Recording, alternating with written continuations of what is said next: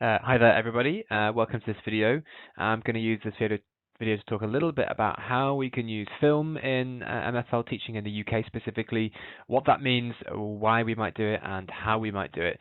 I'm making this video because it's really easy to say, oh, we should use more film in lessons, but ultimately we've all got a specification to work to whether we like it or not. Many people will know that I am not a fan at all of GCSE, but I think we can do various things in lessons to give students a richer, more embedded experience of learning language, a more exhilarating experience of learning language. Film is one way of doing so. Easier said than done, though, so here are some quick and easy tips. I'm basing this on an absolutely beautiful and fantastic film, which is on the Culture of the Institut Français.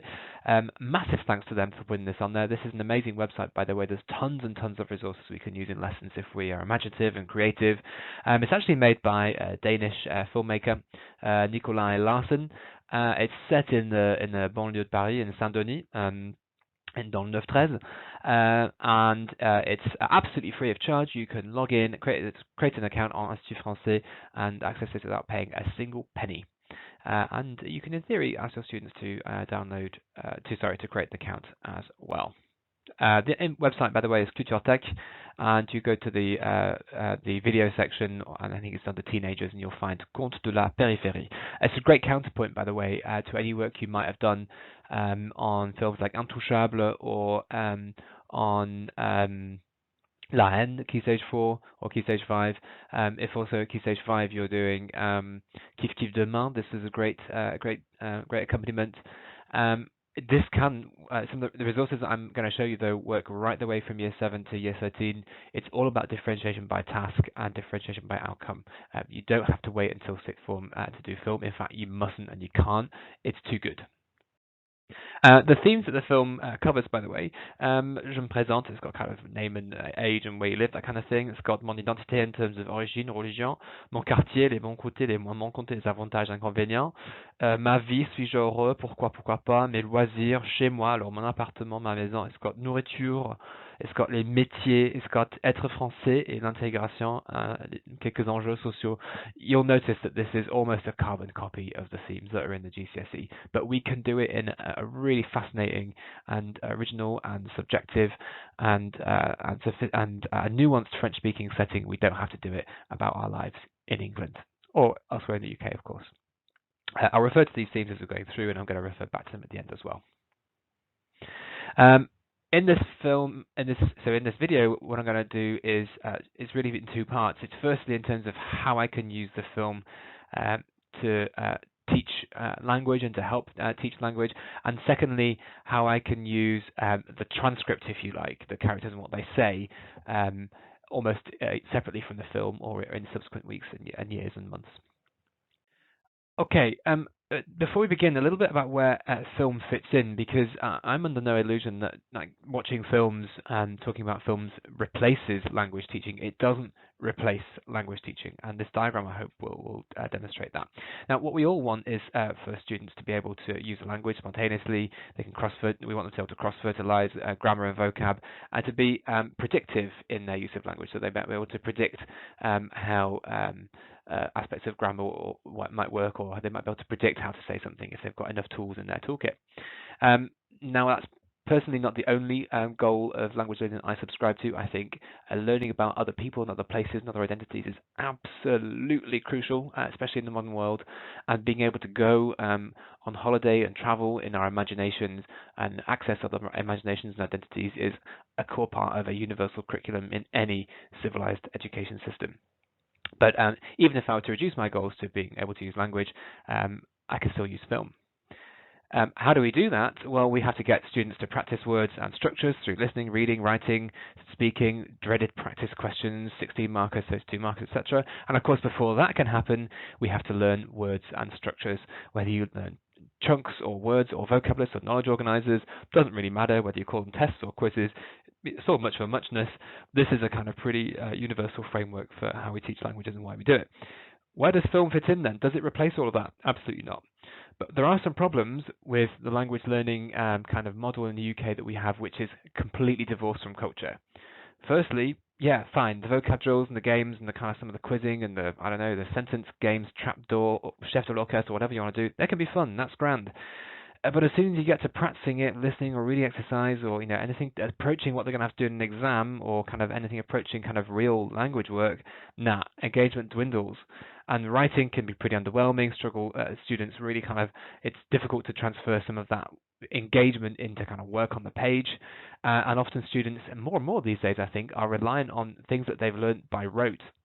And I think we're losing some of the ability to for linguists in kind of Key Stage 3 and Key Stage 4 to be able to say things that they've created themselves. And it can be no surprise, therefore, that students have kind of got nothing to say when students are required to say things or write things in their GCSE exam. This is compounded by the fact that, and again, regular readers of mine will know that I take big issue with the fact that the curriculum relies on personal experience or places the burden of creative imagination on students if they haven't had the personal experience of holidays, for example. That's not right, and the fact is that many students kind of really struggle with knowing what to say in language exams, not just how to say it. So where does film fit in? All over the place. Firstly, it gives us new and much more authentic and credible opportunities to practice. It's a bit bland to practice talking about the vocab for ma ville if I'm talking about Stoke-on-Trent or Hackney or whatever, because there's absolutely no purpose for doing that in French. It's totally estranged from its kind of linguistic home. It gives us natural and relevant contexts and reasons to practice language. And it gives us then ideas from our cultural imagination of the target language societies, which we can then use in whatever assessments we're doing or indeed in life, right? So if I'm asked about my home area in my class, for example, but I live in the same neighborhood and street as everybody else in the room, so I've got nothing particular to say that people don't already know. And if I'm talking in an exam situation, if I'm asked to describe my town, well, I've lived there all my life. I'm kind of indifferent to it. I don't really know what to say to you. I can use though language from a film, from a place that I've experienced viscerally through a film. That is something that I really want to talk about. So that's where film fits in. It gives us loads more opportunities to practice. It's much more exciting ways to practice, and it gives us ideas and cultural capital, and it gives us content which we can use as a platform for our language production and also our language understanding. Okay. So how to use these resources? You could use them as a project. You could go through chronologically through the film. I've not done this presentation chronologically, but you could do, and you can do it as a kind of half-term project or a few weeks. Or you could do it, you could use parts of this film within individual topics, and hopefully you'll be able to do both if you like. It covers, by the way, listening, reading, speaking, and writing. But the most important thing you need before you do any kind of work like this is you need buy-in. You have to explain to the kids, or you have to enable the kids to understand in your room why you're using this film. Now, Contes de la Périphérie is about life in banlieue. It's much less. It's not a narrative film. It's a dozen or so, or in fact, 20 young people introducing themselves using their phones and handycams to talk a little bit about their life, using quite straightforward questions and answers, but giving really revealing insights into modern French society. I need to get my students bought into that, otherwise they're just going to approach this with the same indifference that we risk seeing in every other language lesson. So how do we get that buy-in? I think you have to wear it on your sleeve as a teacher. Personally, how would I do buy-in for this film? Or I would set the scene. I'd do this in English. I don't care. I'm absolutely fine with using English in the classroom if it really helps my students buy into the subject and buy into language learning and become interested in French-speaking societies. Okay, so I'm going to take to post-war France. This country was on its knees. This country had been defeated in war and had joined the Allies and had a complex structure of the Resistance and Vichy, whatever you want to, however much detail you want to go into. There will be some students who are very interested in that. But France comes out of war in 1945, and a bit like in England, people are clear that things can't be the same again. We cannot tolerate this level of injustice. We don't want people living in slums. We can't bring back our war heroes to live in the slums of French cities. We have to give people a better chance. We also need to bring in labour. We've got former colonies, and we've got a demand for labour. And what succeeds the Second World War is a huge period of immigration in France and reconstruction. And what went with that was actually pretty modern ideals and pretty modern projections of what living in cities could like. They didn't want people living in slums and unsanitary conditions. They wanted to build modern modern parts of modern cities where modern settlements where people could live a decent life, be safe, warm and dry, and people could enjoy a little bit of equality and have a decent standard of living. And that's what this is what we see on the screen. The French government created and sponsored these vast estates called the banlieue just outside Paris, where people would have a better life, and it was a way of building affordably and cheaply, but there was a political ideology went behind it as well. So I might say to my kids, this is I might spend 5 minutes or so talking about that and say, okay, and this film is going to tell us whether that worked or not and what life is like now. My alternative might be to talk a little bit, depending on which school I'm in. I certainly worked in schools where this would resonate well. That every society has its stereotypes. People have racial stereotypes, national stereotypes about class, about generations, about genders, about religions. And the same is true of France. France is a really diverse country, and it's really important, actually, the question, who gets to tell the stories of what people's lives are like? Should people in rich central London be able to make the films about what it's like to live in the poorer outer suburbs? Should people from the south of England be making the films about what life is like in the smaller industrial towns in the north? What we say about people and who says it and how we say it really matters. So I'd invite my students to say, and this is a film where people tell their own story of who they are and what life is like for them in some of the less well-off parts of France's biggest city, Paris. So I think that kind of sets up a kind of a need for knowledge and a need to watch the film and a desire to watch the film. And hopefully a kind of a beginning of a fascination with French society, but also an appreciation that we're not just different as societies, we also have lots in common as well. Okay, a really easy way I can work with film is actually just use characters. Now, here are 8 of the characters from this film: Salma, Maya, Sako, Olivia, Omen, Lila, Angela, and Christelle. These are all their real names, by the way. And I can practice here vocab that I might have done recently on physical appearance, for example. I might say, qui a les cheveux noirs, qui a les cheveux bruns, qui a les cheveux très courts. I might be talking about their build. I might qui porte des lunettes. Or I might ask students to describe. I might say, décris Angela pour moi, décris Omen, décris Maya. I might be describing their clothes. I could be describing their house, their environment, the colors I can see. I can use these stills, these pictures of people to describe virtually anything. It's fantastic practice, by the way, for that dreadful GCSE oral card question, qu'est-ce qu'il y a sur la photo? I can also ask more kind of opinion-based questions like, qui a l'air le plus sympathique? Qui est méchante ou qui est méchant? Qui est indifférente? Qui est souriante? Now, I'm using quite difficult words there, but I want to, and I wouldn't give those students those words if they hadn't seen them before. But when I'm teaching vocabulary, I make an effort to teach vocabulary which is good vocabulary, words they think, oh, that's a great word, that's a really nice, expressive, specific word. I want to learn that word. That might mean they're having to learn some new words in English as well, but that's a good thing, not a bad thing, if I'm helping them expand and enrich their vocabulary. If I'm doing it bilingually, even better. Another thing, a grammar point you can practice using stills of characters is comparisons of superlatives. So, who is qui est le ou la plus triste? Qui est le ou la plus grande?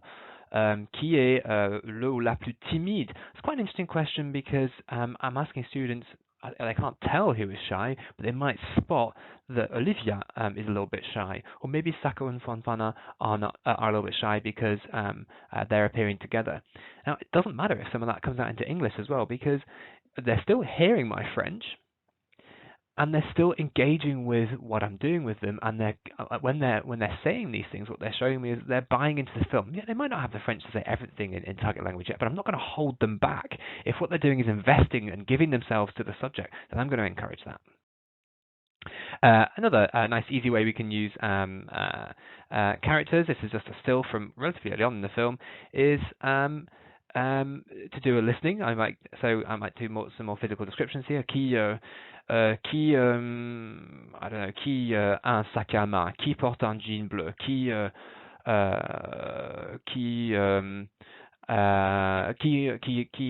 rigole, qui sourit, whatever it might be. Okay, I'd have to plan that a little bit more. I can't really do it off the cuff. Qui est à gauche, qui est à droite, qui est noir, qui est métis, etc.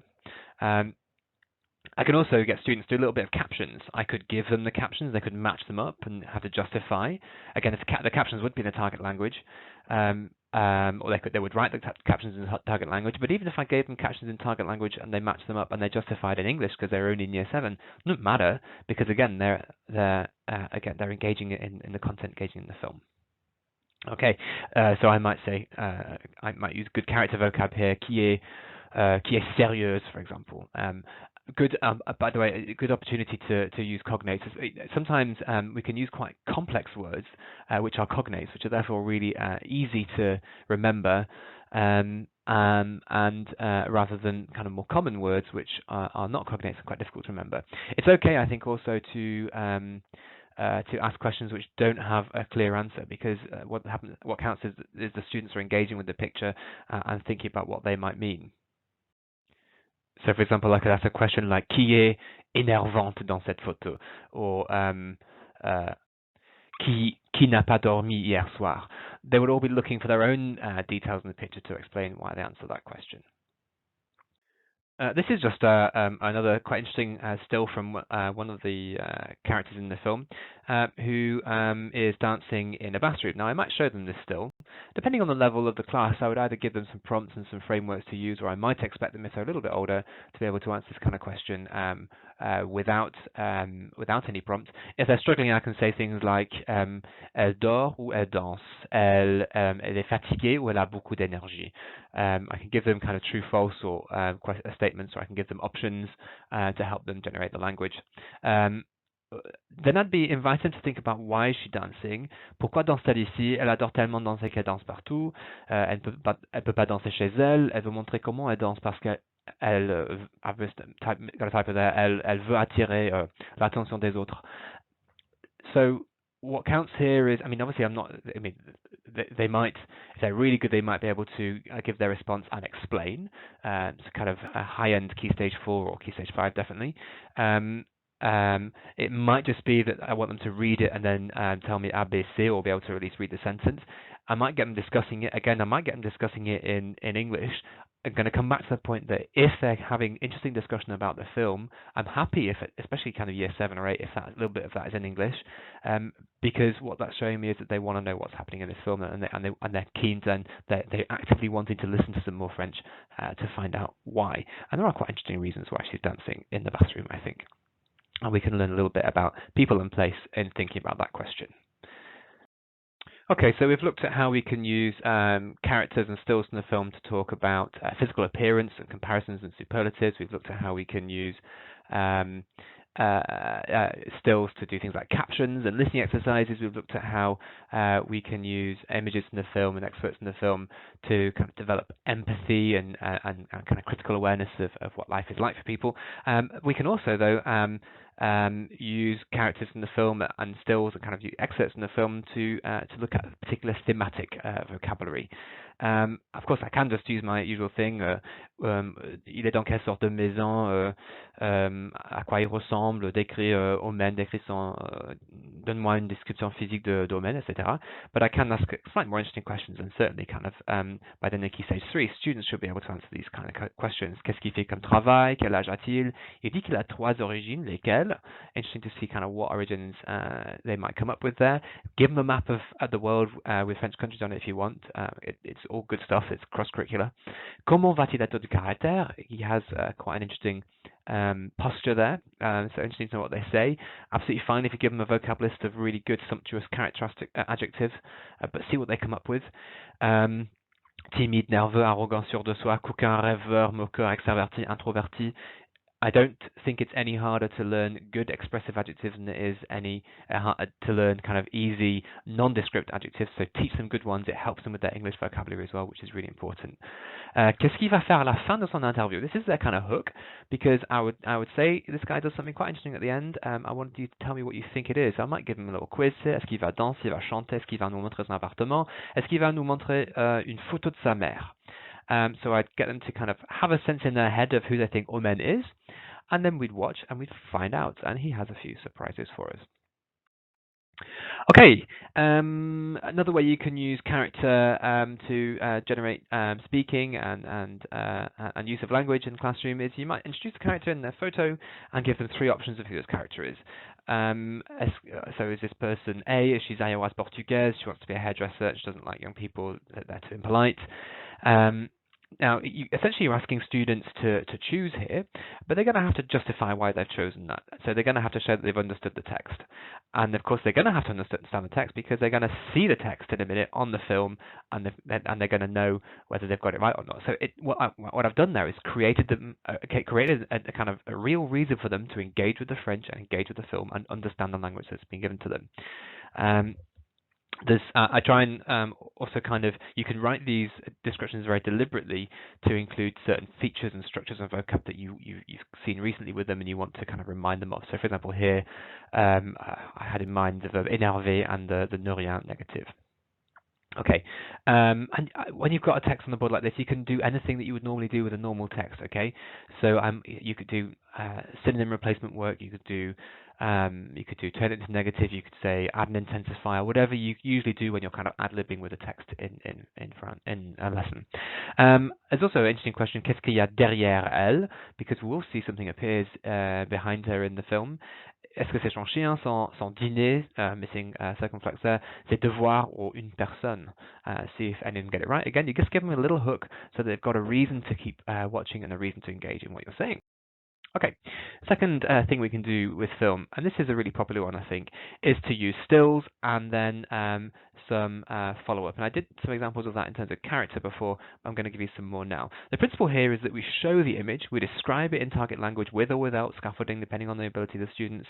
We're asking them for their genuine opinion, so not kind of what's your opinion on I don't know, on fast food, well, the same as everybody else's, sir, but genuine opinions about what they're seeing, interpretive opinions of what they're seeing. They're allowed and encouraged to have different opinions because the things are not clear-cut, and then to be predictive about what they think the image it betrays about the film.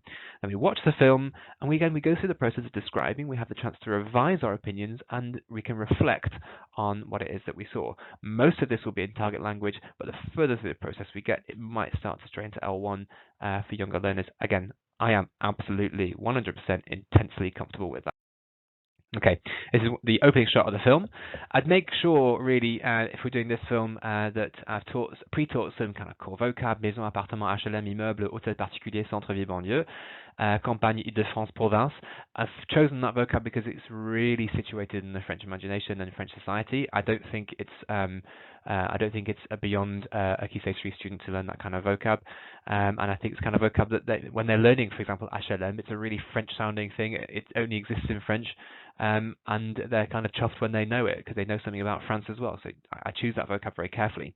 Thinking about the verbs I need to use, I might think about structures like depuis, going to need verbs of opinion as well. I know in this film I'm going to use a lot of adjectives to describe places: spacieux, luxurieux, cher, pas cher, pratique, petit, grand, modeste, charmant, ordinaire, that kind of thing. There's absolutely loads you can use. Okay, here's a still. I might start with pretty basic questions. I can do in year 7, quel temps fait-il, où suis-je, dans quel pays suis-je, dans quelle ville, that kind of thing. Again, you can either do it in kind of true, false, donc il pleut, vrai ou faux. Faux, il ne pleut pas. Quel temps fait-il, il fait beau, ou il fait chaud, ou il pleut, il fait froid. Well, they give me whichever ones they're right. So you can scaffold your question response, call response, in the normal way that you normally do in class, but you're doing it about a real place, not and a place they're about to see and experience, not just a static image in a textbook. So again, I might use open questions or guided questions, as I was saying. Okay, then I'm going to ask my students to describe this building using the vocab that they've been learning, and think a little bit kind of interpretatively or analytically now about who lives here: des jeunes, des vieux, des familles, des couples, des célibataires, des immigrés, quelle religion, etc., etc. And I think many students will be able to relate to this in terms of their own neighborhoods and their own towns and cities where they're living. Might give them a sentence frame, or we might do some work on mini whiteboards as well. And then I'm going to do the prédiction section. Qu'est-ce que nous allons pouvoir entendre? This is quite interesting because what this film is very good at is giving quite incongruous images and sounds. So often it takes students by surprise in terms of what they're going to be able to hear. Again, I might do here, I might give students options, it might be open, or I might give them a kind of a list of things they can vote for, and anything that involves a little bit of competition is great. What's really nice about that is it's not kind of competition in terms of who's going to get the right French. It's because nobody has got a natural advantage here. No one, it's a totally threat-free question for students who feel a bit less confident. They're still able to choose one out of the 4 options which they think we might be able to hear, even if they're rubbish at French. If I've written vocab that I'm sure they know, I'm not asking them to demonstrate their knowledge of French. This is a purely kind of neutral question. What do you reckon we're going to be able to hear? So that everybody's able to participate in that. Similar one I can do here. Qu'est-ce qu'elles font? Pourquoi? Qu'est-ce que tu pourras entendre? This one, I suspect they won't have the henna, the vocab for henna, but they might say by Yetan, elles font du henna parce que c'est important, parce que c'est aide. Again, qu'est-ce que tu pourras entendre? This is again quite a surprising one. And it's absolutely fine if the students react to then listening to the film in their first language, because what they're achieving there is cultural learning, and I'm really happy about that. It's another still from the film, which I think works well. I might ask quite simple questions again. Quel temps fait-il? Qu'est-ce que tu peux voir? That's quite an interesting one because you actually can see quite a lot in the film, more than you can really milk their vocab and kind of sweat their vocab for what they've got here, and you'd be amazed what they can come up with. Because they will start to come up with things that are a bit more abstract, like time and seasons, and certainly Key Stage 4 learners who've done the social issues topics, things like poverty and wealth, they might start to branch out into other topic areas. So it's quite an interesting image. I could give them a good old sentence frame here. I might have, we've all got tons of these in our textbooks in our resource libraries. Again, I've chosen words that I thought would work well here. Glauque, for example, or dégradé. This is kind of classic GCSE style language, lots of opinions, good quantifiers, negatives. I've put a little subjunctive in there for the really eager ones. And I've also chosen to put in à l'air as well as et, because teaching students early on that we can't, words like look are quite complex in English, and helping them, kind of giving them early warning that this is something that they have to think about is no bad thing, especially if it's in a kind of threat-free environment like this. And they can extend their answers by saying what they would like. And if you want to do this as a bilingual sentence builder, whatever you want to call it, that's grand. Point is, this is way better than just a kind of static sentence builder or sentence frame or substitution frame about ma ville, because this has got purpose to it. This has got context. They're invested in this film. They've got opinions about this film, because this film does provoke opinions. It will make you think about where you live and where they live, and whether their lives are nice or not nice, or good or not good, or better or not as good as yours. And you'll feel all sorts of things when you're watching this film, from guilt to privilege, to sympathy to empathy.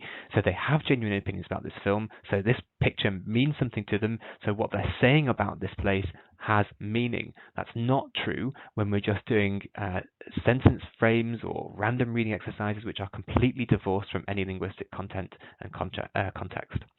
Qu'est-ce qu'on va entendre? Again, another way of looking at the image and then hearing the film that goes with it. Des enfants qui jouent, des oiseaux qui chantent, des parents qui se disputent. There's a typo there, thanks Microsoft. Des jeunes qui se battent, des voitures qui passent. Again, I chose that particular structure because I wanted to reinforce 2 things grammatically: the des, meaning some or an unspecified number of children, and qui, meaning who. You would adapt that for whatever you want to teach your students at the time. This is another one. There's plenty of opportunities to use stills and then kind of surprise students with what follows up and get them predicting.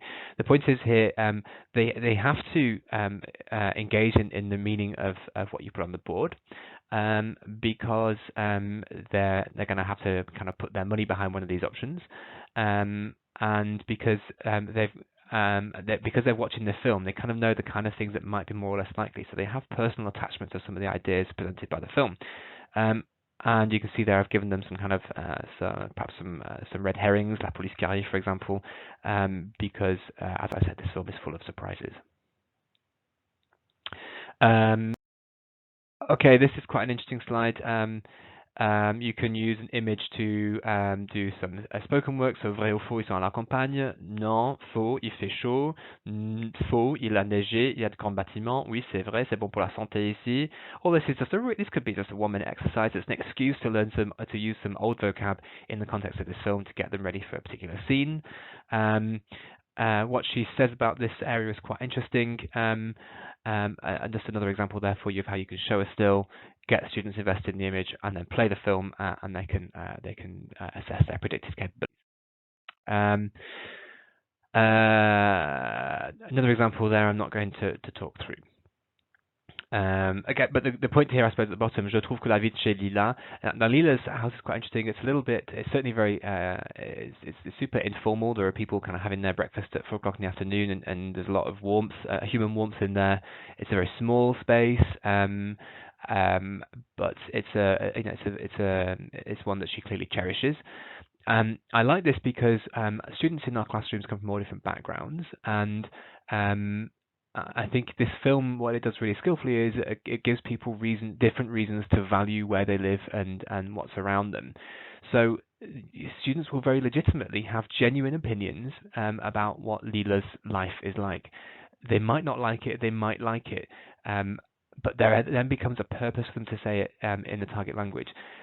There's a purpose for 2 reasons. Firstly, because they have a genuine opinion of what this place is like that Lila is showing us, and secondly, because they have genuine reason to say it in French, because this place belongs in the French imagination and in French society. So it's natural to say it in French. Really interesting topic you might do. I wouldn't do all these, by the way, and I certainly wouldn't do more than 1 or 2 in a lesson. Être français, qu'est-ce que ça veut dire? This young lady talks a little bit about what being French means to her. You can do this as a French kind of reading the options and getting students' views using the superlative structure. Le plus important pour moi, c'est. They might write that on mini whiteboards. They might just do it speaking. You might do it as a vote. You might have some follow-up discussion in English, but I think that's great cross-curricular learning. And if they're able to link French to other subjects, like citizenship, geography, sociology, economics, that's really, really good. And again, she says she is French, but there are some particular reasons why she thinks she is, and some things despite which she considers herself to be French, which I think will provoke really healthy discussion in lessons. Okay, so that was a section on how you can show a film, a still shot of a film, get students to interact with the content of that, either using their reaction to the image or by giving them some teasers on what they're going to see, and then playing the film so they can kind of see whether they got it right or wrong. There's an alternative way of doing it, which is to use the audio first and then follow up with the image. The principle is pretty similar, so you play the audio on its own, and students describe it, they say what they can hear, they tell me whether they like that or not, whether they want to do it themselves. And then they predict what the image they think will go with it. And then, of course, they watch the film and they describe it, give their opinion, and reflect on it in the target language. Okay, and of course, when they're watching the film, they know whether they got the interpretation of the audio correct. A really interesting scene to do that with is this one. This is 2 girls quite early on in the film who start dancing. But when you play the audio, you probably won't be able to hear their dancing because there's no music, and this is a kind of feature in the film that there's quite a lot of disjuncture between what's on screen. There's a couple of dancing scenes where there's no music, and there's a kind of fashion show where the music changes, for example. So it's an interesting thing to get students thinking about. So I'm just showing you there that you can start with the audio and move on to the visual rather than starting with the visual and turning to the audio. Okay. What film gives us a really nice opportunity to do, is the 4th part here, don't worry, I'm getting through this, is listening and reading with purpose. If you think about traditional listening and reading activities that come in textbooks, or worst of all in exam papers, but also in kind of, I don't know, it's very fashionable to call them close reading exercises these days, and they often go in conjunction with a so-called sentence frame, whatever, is that students have absolutely no relationship to the text. They kind of don't care what the text says. The text is of neutral significance. They really don't give a damn where this fictional person lives or what they're doing or what they want to be. And they're not learning anything apart from, at best, some vocab and some grammar by reading the text. Reading the text is an entirely contrived and artificial and false and fake process. Normally we read because by reading something, we meet a need, we find something out, or it gives us pleasure, or it conveys information. The texts that we give students in language lessons tend to not meet that core function. They're only there because we're trying to ram some structures or some vocab down their throat. Students know that, and they really can't be bothered. Listening, reading through film, on the other hand, I wouldn't do this right at the beginning. I'd make sure that my students are bought into the film, into the message. They're kind of interested in the kind of characters that the film is giving them. They're hooked, if you like, on the kind of the questions that this film is raising. The use of the target language is justified because the film is in French and it's self-evident, therefore. And what they're learning is, if I'm doing a reading or listening exercise based on the film, yes, of course they're learning some vocab and they're practicing their French, but they're also learning about the lives of the people in this film. Okay, how might I do that? All right, here's a not particularly interesting still, but it's someone who's about to show us her apartment. I might give them the students these questions in on a handout or on their OneNote if you're using whatever device you're using. What room she's going to show us? What does her apartment look like? Interestingly, by the way, that's a question they have to respond in French while watching, not just listening. So it's really engaging their eyes, being able to turn things that they've seen into words is a different skill for being able to turn things that you've heard into words. In which room does she mention these various things? Which room isn't tidy? Which colors can you see? Again, that's a kind of visual understanding question. There's a photo of whom or what. She says her bedroom is un peu bazar. What does that mean? That's a really nice question, I think, because usually when we ask students what something means, they either know it or they don't know it. They might be able to work it out, or, well, that's pretty much it. Sometimes in film, what we can do is we can learn vocab because she says c'est un peu bazar, and we see why she's saying it, because obviously her room's a mess. What she got on her desk, and finally, est-ce que tu aimes son appartement, pourquoi ou pourquoi pas? That's a responsive question, but they still need to watch the film and understand it in order to respond to it, and it's a really good self-differentiating question as well. Now, I've put in the options there 1 and 2. I might play the audio only first, if the students are a bit stronger, and then play the visual with it to see what they can understand, if they're good. This is not particularly complex French, by the way, and doesn't go very fast, and all the way through the film it's subtitled in French. I might, though, just play the audio with the visual right from the word go if it's a younger class or a weaker class. This is just a classic kind of gap fill listening. This young lady is quite interesting in terms of she has a rant about young people in Saint-Denis. So there are tons of ways you can do that. The film also gives us an opportunity to pause on and alight upon interesting use of language, be that figurative, be it interesting vocab or idiom. So this young lady, she has another rant about young people in the banlieue. Ici l'enfant est roi. Il faut pas dire aux gens ce que tu veux pas que les gens te fassent. Pardon, il faut pas faire aux gens ce que tu veux que les gens te fassent. I think it's absolutely fine to pore over the details of this in a little bit in English and think about and to unpack it and to work out first in English what it might what she might be getting at before we watch the film. You know, some students might then be able to rephrase those phrases into different French. Now, there may be some students, key stage 4, who might be able to say les enfants ici sont égoïstes, or leur comportement n'est pas bon, if you've done a text on school behavior, for example. And on the second one, il faut pas faire aux gens ce que tu veux pas que les gens te fassent, they might be able to say on doit être gentil. That's great. In order to get to that point, they've had to look in the detail at the French. It's figuratively used, and they've got to be really resourceful in how they come up with their own renderings of it. Particularly in UGCSE, by the way, there is quite a lot of interpretation and logic, and this is good practice for that. This lady says she's studying la maroquinerie.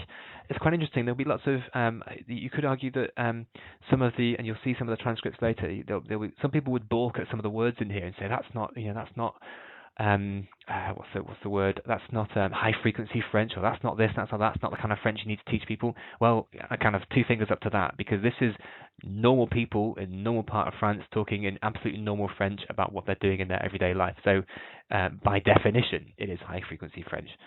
So kind of have very little time for those kind of arguments. This is just a little quiz question, really. Elle dit qu'elle a fait des études, ou qu'elle fait des études de maroquinerie. Qu'est-ce que c'est? Étudier le Maroc, fabrication de produits en cuir, tradition de la cuisine française, un domaine de science qui a pour objectif de protéger l'environnement. Again, you kind of turn this into a kind of quiz scenario. They want the point, so they have to read the text in order to be able to kind of make their choice and try and kind of get it right. The film is full of language. The language is full of grammar, and therefore we can use grammar. Sometimes the grammar is spoken, but sometimes the grammar is kind of on the screen for us. She's not using the present participles here, but there's a great question I can ask. Again, I'm asking them to go their predictive capacities here. She's going to do her makeup while doing something. Is it en buvant du café, en chattant sur les réseaux sociaux, en mangeant du chewing-gum, en écoutant la musique, en faisant de mes devoirs, en regardant une série en streaming? So you could just use this as a kind of starter for a lesson that's going to be all about en plus present participle. You would do this, you would make sure everyone knows what it means, you might practice saying them, they'd have to kind of make their choices, which one they think is doing. Then we'd watch this scene, we'd watch her do it, and they'd know whether they got it right or not. And then we can go from there in terms of en plus present participle and bring in other topics, other characters from the film if you like, or other texts and other resources that you've got. So you might just use this snippet of this film as a kind of intro or a plenary or as an exercise within a wider lesson on grammar. But certainly using moments within the film gives us a platform to genuinely use that grammar. By the way, she's chewing her gum as she's doing her makeup and talking to the camera. Film gives us an excellent opportunity to write with purpose. I don't think that writing those dreadful questions in GCSE papers has purpose because they're absolutely naff. All right, going back to this lady who has a good old rant about the banlieue, I could use that listening, the phonics listening. I could really understand what her rant is all about. Then I could ask students to demonstrate their understanding of her by doing that exercise on the left. Is this so? It's a variation on true false. It's oui, non, peut-être. Would she say que les jeunes d'aujourd'hui ne respectent pas les vieux? Yes, she probably would. Le comportement des jeunes envers leur famille et leurs amis n'est pas acceptable? Yes, she would. Les jeunes sont sympas et ont beaucoup de politesse? Non. Les jeunes sont impolis mais uniquement avec leurs copains? Non. And I'd build in further options to do that. So that's a reading exercise really, but what I'm doing is I'm preparing them to do some writing. And the writing might be her writing a set of school rules because she's got opinions about how young people behave in the suburbs, her writing to the mayor, her writing to the president. It could be whatever you like, her writing a manifesto. And not really asking, it doesn't, differentiation by task. I'm not asking them to do something which is unrealistic here. I would adapt that task for the class. And remember, the vocab is on the screen in front of them and is in the film for them. An interesting word there, by the way, is côtoie. So she's used the word côtoyer to mean kind of hang out with, frequent. A classic kind of word that people say, I would never use authentic text in French because it contains too many non-high frequency words. That's a total non sequitur. This is genuine French. This is chatty French. This is someone just kind of ad-libbing. She's not particularly erudite. She's not particularly well educated. She's not speaking in tongues. She's speaking pretty idiomatic, normal, and sometimes quite slang French. So côtoyer belongs in there. And it's a good thing, by the way, if you teach that as it means to frequent, and then you say, and that means to hang out with, because they've got double value from your lesson. They've learned an English word and learned a French word. Good. Another way you could use this film to do some really kind of purposeful writing, but this time it looks like a GCSE question. This young lady, about halfway through the film, she doesn't really like Saint-Denis. Well, she does actually, but the first response she gives when someone says "Quels sont les bons côtés de Saint-Denis?" she says "La ligne 13." And I would show students a picture of Paris and where central Paris is. Now, Le Louvre, le Jardin Luxembourg, Tour Eiffel, all these things they've heard of or might have heard of. And Saint-Denis is up there in the north. And La ligne 13, I would show them, is basically a metro line which takes them from Saint-Denis into Paris. And then we talk in French if they can do it, in English if they can't. Well, why does she like La ligne 13 quite a lot? Basically because she thinks that Saint-Denis is a bit of a hole, and she likes to go to Paris because it's better. All right, okay, well, that's a great opportunity to do some writing. it looks, funnily, like a GCSE question, a 16 marker. Tu prends la ligne 13 pour aller à Paris. Qu'est-ce que tu voudrais y faire? Qu'est-ce que tu préfères, Paris ou Saint-Denis? Décris ton week-end dernier à Saint-Denis.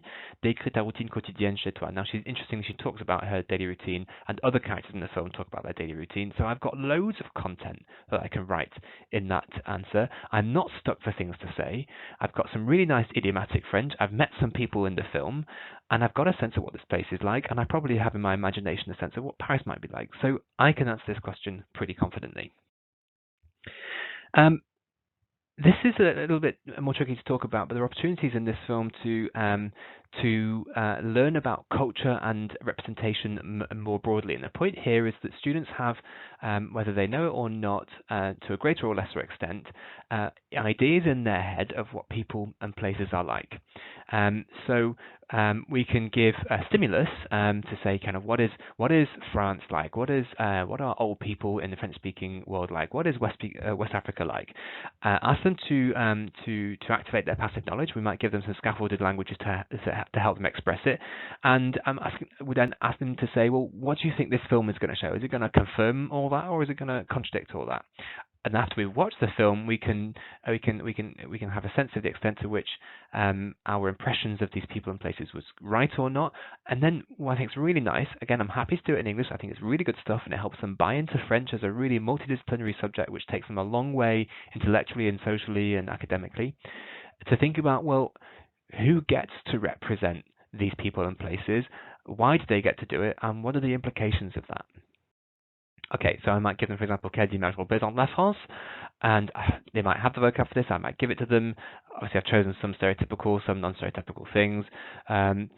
Many learners, even at quite an early age, will be able to give some vocab for this. Faire du vélo, un château, il pleut, le travail, un musée, l'histoire, la plage, croissant, pain au chocolat. You might then say, actually, they might not know all of them in France, but these are all scenes from France. That's Luxembourg in the bottom left, and La Défense, and that's the Mosquée de Paris. That's somewhere in the Côte d'Azur. I think it's not sure which town that is with the theatre and the building. I think it's Lille, actually. I don't know. It doesn't matter anyway. And then I'm going to say, well, actually, some of the girls in this film are going to show us their France. Are they going to show us their castle in their area? They're going to show us their mosque? Are they going to show us their offices? Are they going to go to the beach? So getting to think, oh, hold on, yeah, France is this interesting place. I'm about to see what it's really like. I wonder which bit I'm going to see. And just so you know, the bit that we see is those four girls that we saw at the beginning with the captions. On va vous montrer le marché de Saint-Denis, qui est là où c'est très sale, on va dire comme ça. And there it is. Ben là, c'est le marché de Saint-Denis qui sont en train de laver après ce matin. I think that's I'll perhaps use that as a kind of as a lesson finisher, because what I'm showing to my students really there is, look, languages are a way in which you can learn a language. Sure, you can learn about other places. Sure, you can expand your ideas and be kind of informed person about social issues and about identities. And we can also even start to think about, well, who gets to say what about whom and in what language and using what kind of medium. That might not work in your school, in your context, but I think it's quite a nice thing to explore with students. Okay, now film is full of dialogue. So if you haven't seen it, it's basically people given cameras to go around the suburbs and interview each other, and they're all mostly people below 20. So I've done some transcripts here. Comment tu t'appelles? Quel âge as-tu? Habites-tu? And you can see that there's a real mix of very short and very long answers. Some of the questions are very, very GCSE style. Quel métier voudrais-tu faire? Qu'est-ce que tu aimes faire dans ton temps libre? Tu es de quelle origine? Où habites-tu? And some of the interviewees kind of give much more extensive answers than others. Now, you might actually, if you watched a particular scene with a particular person, just want to then give the students the transcript so they can act it out, do a little bit of theatre, do a little bit of performance. And that's absolutely grand. You could give them this with some words taken out. They do it with a gap film. You can ask them to change bits of it. You could ask them to record it as homework. You do a reading comprehension on it, whatever you like. It basically becomes a text, but rather than being a random kind of arbitrary text, this is a text that they've kind of got some connection with, and that changes everything. What's quite interesting is that although there are kind of fairly standard questions that the the various characters ask each other, they don't all ask each other every question. So what you can give students is a version, like on the right there, of one of the transcripts, but with some of the questions not filled in, so they can go away and do their own creative work on what that person would have said had they had the opportunity to be asked that question, or had that question been included in the film. And again, write it, record it, perform it, whatever, and then justify it. Why not? Now, you can use transcripts as a reading text, basically, for doing grammar, for doing comprehension, or for doing analysis. Now, some of the questions that are in this film are pretty straightforward. Quel âge as-tu? Tu es de quelle origine? But even those, by the way, give some kind of it's nice to show students things like, if we're doing age, we can say je vais avoir, not just j'ai. Particularly if you're doing the aller plus infinitive. To make that point, we can use it in kind of what students perceive to be set phrases. It's a way of reminding them that they actually are composed of verbs. Tu es de quelle origine? This is fascinating, by the way. Marocaine, Mauritanienne, Malienne, Ivoirienne, Martiniquaise. And then Oman says, écoute, il y en a toi, and then he gives four. Je suis angolais, zaïrois, américaine et chinois. Zaïroise, portugaise, congolaise, zaïroise, portugaise, angolaise, haïtienne et guyanaise. And by the way, there are others. I've already done half the characters in this film.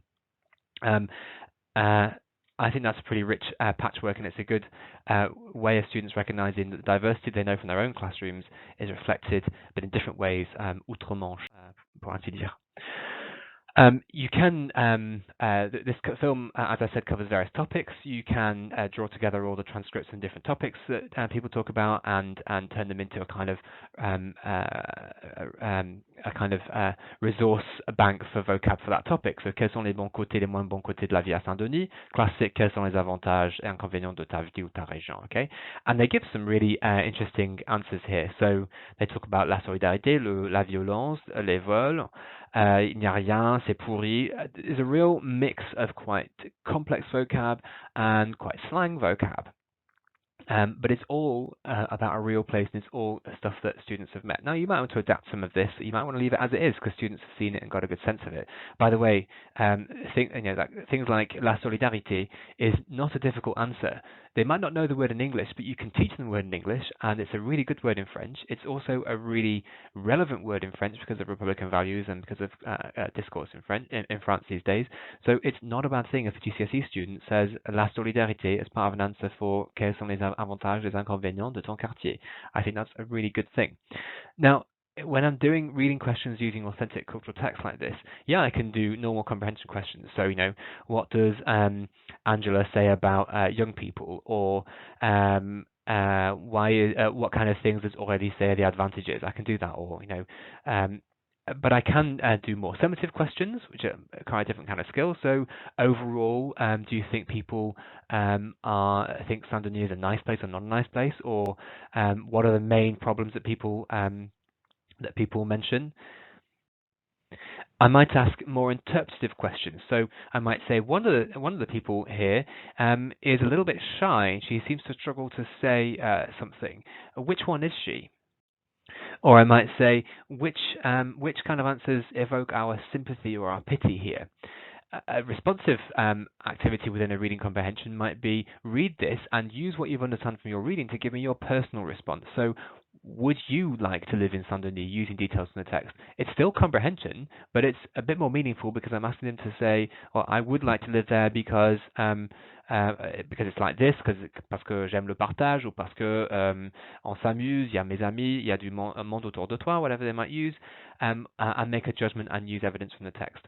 Or I might give them comprehension questions which are kind of aimed at their linguistic, their kind of in terms of their linguistic awareness. Say something like, who appears to have rehearsed their text, who is speaking in slang French, who speaks with even kind of grammatical errors here and there, and get them thinking a little bit differently about how to do comprehension. This is another example. Quel métier voudrais-tu faire plus tard? There's some really interesting vocab here, and plenty of relevant stuff for GCSE.